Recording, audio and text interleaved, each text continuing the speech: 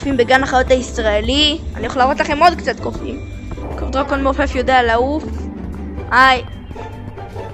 פה יש את קוף הרגליות עם קצת אבק על הצד. שלום קוף הרגליות. האזור הזה מלוכלך, אני יכול להיות על המצב. אוקיי. פה יש את הקוף הזה שהוא אוהב בדיחות. היום הלכתי בום שניצל.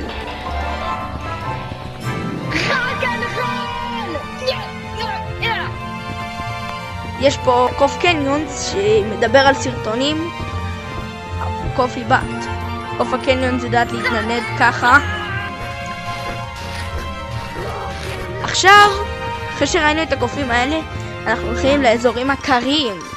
אגב, למדתי כמה משפטים שהם לא רואים כנראה, אתה יודע? מה? לא רואים. איזה? מה שאמרתי עכשיו. טוב, בואו, הולכים לאזורים הקרים. כן, תוצר מילים, אבל אני מעדיף את המשפט הזה.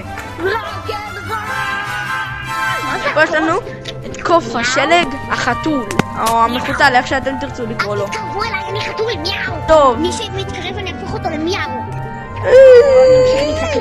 טוב, אני מתקלק. חתול טוב. פה יש לנו את קוף השלג היפני. תראו, יש לנו פה את קוף השלג היפני, הוא איזה חמוד הוא.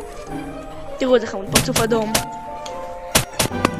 איזה מצ'וקי, קושי קושי. טוב, זה היה גן החיות הישראלי. הגיע הזמן לשבור את הצוואר.